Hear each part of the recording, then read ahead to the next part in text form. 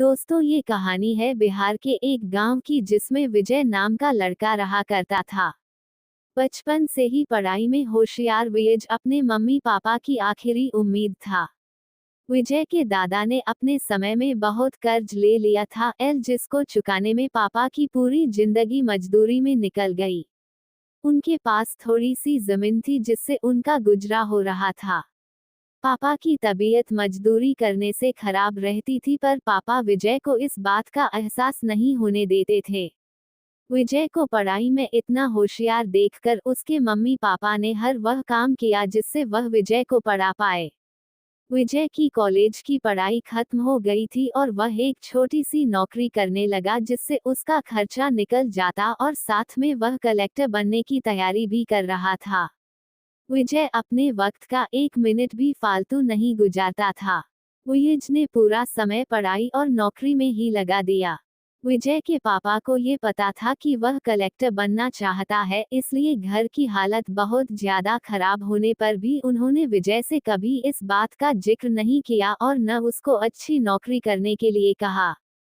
लगातार 2 साल तक विजय पास नहीं हो पाया। उसके बाद भी उसके पिता ने अपना घर और जमीन गिरवी रखकर विजय को आईएएस की कोचिंग ज्वाइन करवाई और उसकी नौकरी भी छुड़वा दी और केवल पढ़ाई करने को कहा।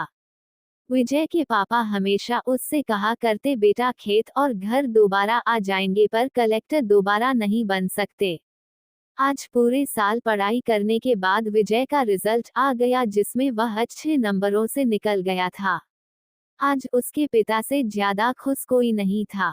ऐसा लग रहा था जैसे विजय का सपना पूरा होने वाला है, पर भगवान को कुछ और ही मंजूर था। विजय का कल इंटरव्यू था और सुबह से उसके पापा की तबीयत खराब थी। विजय के पापा उसकी मां से बार बार कह रहे थे कि विजय को मत बताना और उस दिन देर रात उनकी मौत हो गई। अब एक माँ जिसकी गोद में उसका पति गुजर गया और वह अपने दर्द को भुलाकर अपने बेटे की जिंदगी के बारे में सोच रही थी। माँ ने पड़ोसियों तक को इस बात का एहसास नहीं होने दिया कि उसका पति अब नहीं रहा। पूरी रात ऐसे रोई कि आवाज भी न निकले और सुबह विजय जब इंटरव्यू देने जाने लगा तब माँ और पापा के आशीर्वाद के लिए उसने माँ को कॉल किया।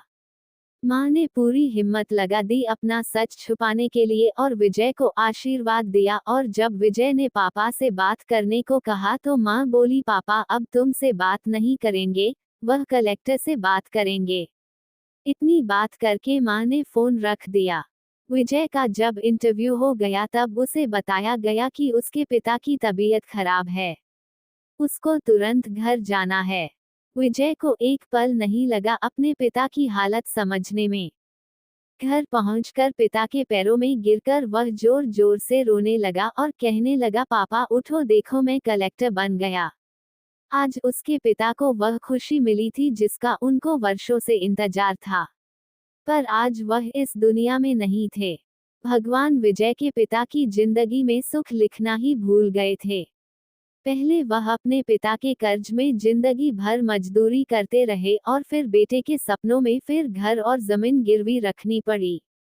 वह जिंदगी में कर्ज लेकर आए और कर्ज लेकर चले गए। विजय के पिता को भले ही जिंदगी में कुछ हासिल न हुआ हो, पर वह अपने लड़के को इस काबिल बना गए कि वह अपनी 7 पुश्तों को बैठे बैठे खिला पाए। विजय की मां ने जो उस रात किया जिसको करने का जज्बा बहुत कम लोगों में होता है।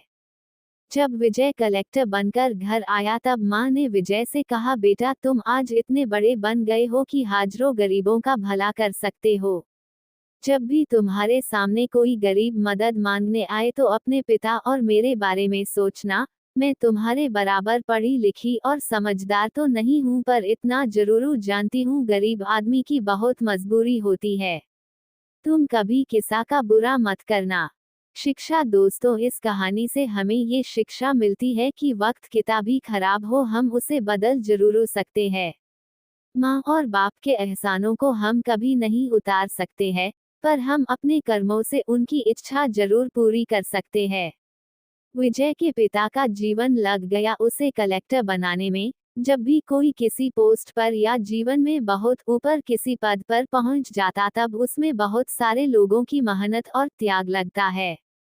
जब हम 2 मिनट में किसी को अच्छा या बुरा कह देते हैं तब हम उसके जीवन का संघर्ष भूल जाते हैं। किसी अधिकारी, नेता या बिजनेस को बुरा भला कहने से पहले उसके पीछे की मेहनत और त्याग के बारे में जरूर सोचें। धन्यवाद दोस्तों, आपको हमारी ये कहानी हमें कमेंट करके जरूर बताएं। दोस्तों।